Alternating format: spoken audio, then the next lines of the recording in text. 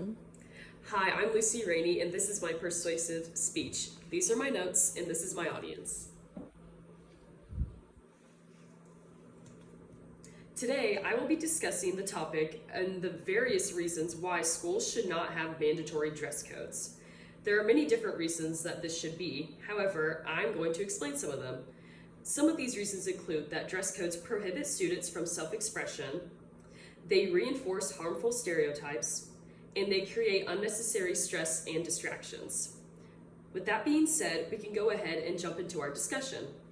According to School Dress Code Debates Explained, 93% of school districts have school dress codes providing guidelines prohibiting things such as clothes, hairstyles, and accessories.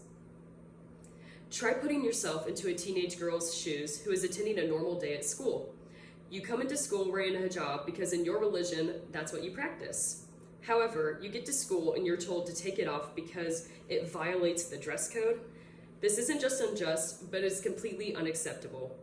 Schools should not be allowed to enforce dress codes because of the impact on the students' mental health and self-esteem. I myself am currently a high school student and have been affected by dress codes as well as seeing others being affected by the dress code. I've noticed how biased it may be at times, including how we can't let girls show their shoulders, but we can let boys wear cutoffs that show their entire torso. I've also seen that it's made it harder for me to find clothes to wear to school. This topic is very important to me because it impacts me every day at school. First today, I will discuss how dress codes violate self-expression, then how they reinforce harmful stereotypes, and lastly, that they create unnecessary stress and distractions for students. Clothing is one of the most defiant ways that people can express themselves. The outfit that you choose to wear every day can say so much about how you're feeling that day.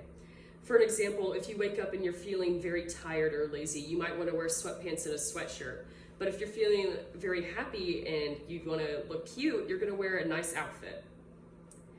In Dress Codes and Uniforms from the National Youth Rights Association, they discuss how many dress codes have been challenged in schools because they have a violation of religion and gender discrimination, and even how these dress codes could be infringing on students' First Amendment rights.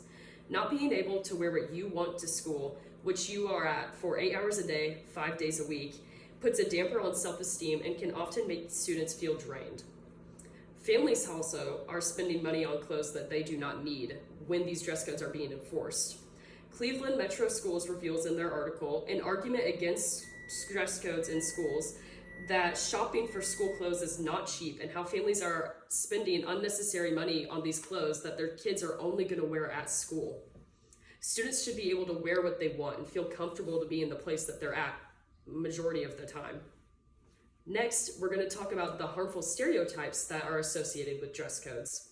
There are many different harmful stereotypes that we can discuss when it comes to school dress codes. The first one is gender and religion stereotypes. There's a complete bias towards women in dress codes, as we have seen. From Education Week, in their article, School Dress Codes Debates Explained, 90% of dress codes violations are against women, using words that typically restrain girls from wearing what they want, such as violations on shirts with their spaghetti straps and halter tops, and then skirts being too short, and your shorts have to be a certain length, and then even using the words cleavage, breasts, and nipples. However, they also found that 60% of these dress code implements also impose limits on boys, which only include words such as muscle tees and baggy pants. The next harmful stereotype we see being pinpointed is race and ethnicity. The National Youth Rights Association also found that schools have been trying to place restrictions on people expressing their religion and ethnicity. This could be reflecting a hairstyle that students are trying to wear, such as cornrows, dreadlocks, braids, beads, hijabs, and other head coverings that students may wear.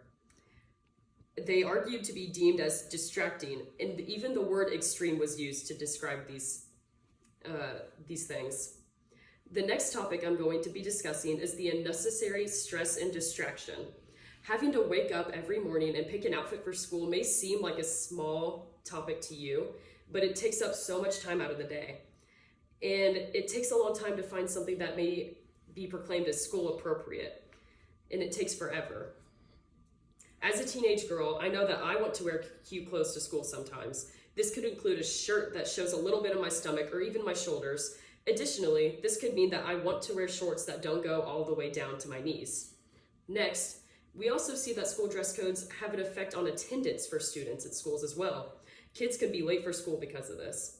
An argument against dress codes in schools states that students are losing education time over their clothing. Some may have to serve detentions, get in-school suspension, or even out-of-school suspension for things just as simple as what you wear to school. Students should not have to deal with the unneeded stress and distractions that dress codes impose. To conclude, schools should not be enforcing dress codes and violations that put a damper on students' mental health, self-expression, and add more stress to the already stressful life of a teenager. These precautions and violations have a lasting impact on many students. School dress codes should not be enforced because it can cause a negative, lasting effect on students' self-esteem, and mental health. In our time together, we covered how dress codes violate self-expression, how they reinforce harmful stereotypes, and lastly, how they create unnecessary stress and distractions. Students deserve to express themselves without judgment for what they're wearing. School should be about ideas, not appearance.